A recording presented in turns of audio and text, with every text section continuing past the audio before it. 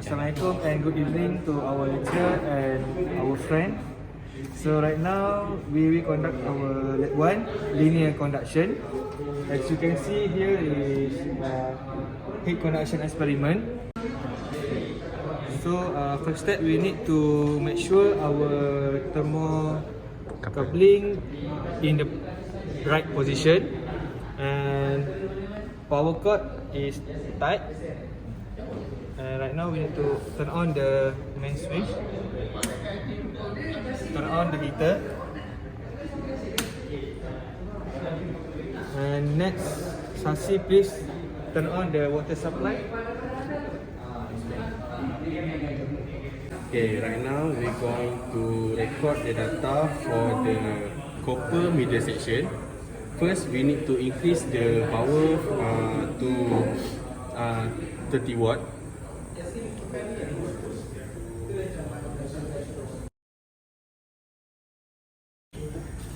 After we increase the power to 30 watt, we're going to wait for the temperature to stabilize. And after the temperature is stable, we're going to record the data. Right now we are going to measure the data for the power of 30 watt. So the data for T1 is 60.3, T2 which is 56.1, T3 52, T4 47.9, T5 44.5, T6 39.7, and T7 35. After the data is measured, right now we are going to adjust the power from 30 watt to 50 watt.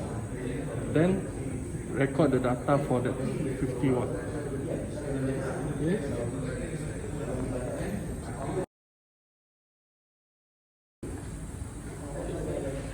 After we take the reading for power 90 watts, so we change the middle section of copper to stainless steel and brass. Okay, after we done doing this experiment, we need to turn off the heater, turn off the main supply and water supply, and lastly we must make sure all the thermocouple and main power cord is unplugged. Assalamualaikum and good evening to our lecturer. So right now I will explain our result for lab 1 linear conduction. As you can see, we have 3 material selection, which is for experiment 1. The middle section material is brass. The ambient temperature is 25 Celsius. The power we set is 30, 50 and 90. The temperature we take is from T1 until T7. First, 30 watt. As you can see, the temperature is decreasing from T1 until T7. 50 watt, the temperature is also decreasing. And 90 watt, T1 until T2 is increasing, and from T3 until T7 is decreasing. The distance from T1 is all the same for section material experiment 1 until experiment 3. The first distance for T1 is 0, T2 is 0.02, T3 is 0.04, T4 is 0.06, T5 is 0.08, T6 0.10, and the last one is T7 0.12. So next is experiment number 2. The middle section material is stainless steel. The ambient temperature is 25 Celsius. The first power is 30 watt. The temperature from T1 until T7 is decreasing. 50 watt and 90 watt also the temperature is decreasing. Our last experiment data is experiment number 3. The middle section material is stainless copper. The ambient temperature also is 25 Celsius. The power for 30 watt from T1 until T7 is 322. It decreasing until 301.8 Celsius. Sorry, in Kelvin. So next is 50 watt. The temperature is decreasing from T1 346.9 Kelvin until T7 308.4 Kelvin. The 90 watt power is from T1 368.8 Kelvin and it dropped until T7 317.3 Kelvin. Good evening, everyone. Right now, I am going to present the data analysis for linear conduction. So, for the first graph, is the temperature in Kelvin against distance in meter for brass. So, as the power reach 30 watt, the temperature start at 334.6 and it will reduce until it reaches 305.8. As for the second one, the power when the power is 50 watt, it start at 343.8 and it will reduce until it reaches 306.6. And then for the power, which is 90 watt, it start from 346.1 and it will continue to reduce until it reaches 309.5. Okay.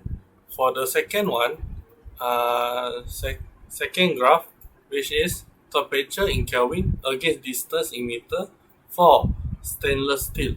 So, when the power is 30 watt, it start at 324.4 and it will reduce until 302.2. When the power is 50 watt, the temperature start at 355.3 and it will reduce until it reaches 311. Okay. For the third one, which is 90 watt, it will start at 373 and it will reduce until 316.4. For the third graph, which is the temperature in Kelvin against distance in meter for stainless copper. So, when the power is 30 watt, the temperature start at 322. As the distance increase, the temperature will also decrease and it will reach 301.8 at 0.12 meter. So, for the second one, which is 50 watt, it will start at 346.9 and it will start to reduce until it reaches 308.4. Okay. For the final one, when the power is 90 watt, the temperature start at 368.8 and then it will reach until 317.3. For the discussion, question 1, calculate the gradient of the charge. What does this gradient represent in the conduction equation? This is the graph for the gradient of charge for temperature against distance for 30 watt for the three type different material, which is brass, stainless steel and copper. We can see all the three material show the temperature was decreased. Next, the gradient of charge for the temperature against distance for 50 watt. These three charts also show the three material uh, have the temperature decrease. Next is the gradient of the chart for temperature against distance for 90 watt. Also for the three different type of material, which is brass, stainless steel, and stainless copper. These all three chart also show the temperature was decreased for all the three type of different material. So the temperature gradient represent the rate of change of temperature relative to the displacement. In addition, heat conduction occurs in the direction of decreasing temperature. As the temperature decreases, a distance increase. The temperature gradient becomes negative. Fourier's law defines that the negative temperature gradient and the rate of heat transfer over time are proportional to the area to the right of this gradient through which heat flows. The rate of heat transfer through the flat layer is proportional to the temperature gradient across the layer and the heat transfer area. Now we see the discussion for part number 2. Use the two furthest reading T1 and T7, the given distance between them, the heater power, and the bar area with equation 5 to calculate the thermal conductivity of the metal bar. Compare, compare it with the typical value given in table 1. Explain the cause of any error for different value of the theoretical and experimental thermal conductivity. Now we see for the brass, we use the 30 watts of data. So T1 is 334.6 Kelvin, T7 is 305.8 Kelvin, the length is 0.12 meter, the diameter is 55 mm, then equals to 0.055 meter. The area is 2.376 times to 10 to the power of negative 3 meter square. The W is 30. So we have to use the equation 5. The equation 5 formula is WL over area times by T1 minus T7. The calculation value is the 52.61. So the typical value is for this brush is 123. Now we see for the stainless steel. Also we use the 30 watts of data. The T1 is 324.4 Kelvin, T7 is 302.2 Kelvin, length is 0.12 meter, diameter is 0.055 meter, the W is 30 and area is 2.376 times to 10 to the power of negative 3. Same goes to the brush. We use the same formula for inside the stainless steel.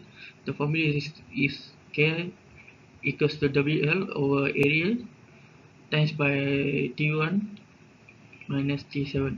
So the calculation value is 68.25 and the typical value for the stainless steel is 16. Lastly, we see for the stainless copper. Using the 30 watts of data, the T1 is 322 Kelvin, T7 is 301.8 Kelvin, length is 0.12 meter, diameter is 0.055 meter, the W is 30, area is 2.376 times the 10 to the power of negative 3 meter square. Using the equation 5, the formula is K equals to WL over area times by T1 minus T7 and the calculation value is 75.01. The calculation value for the thermal conductivity in brass is 52.1 comparing to the typical value of thermal conductivity is 123. The stainless steel is calculated with the value of 68.25 comparing to the value of typical value is 16. The, the stainless copper is with the calculation of 75.01 comparing to the actual value is 123.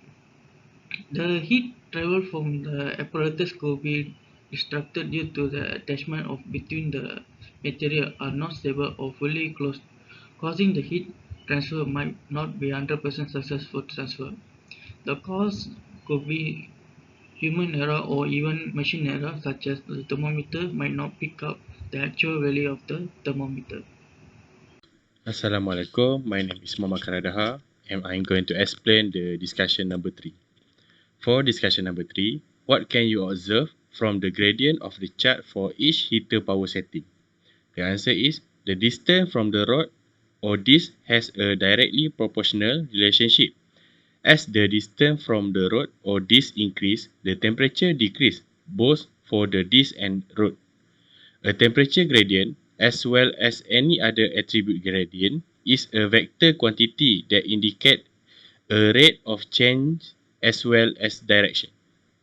A temperature gradient is a physical quantity that describes in which direction and at what rate the temperature changes the most rapidly around a particular location.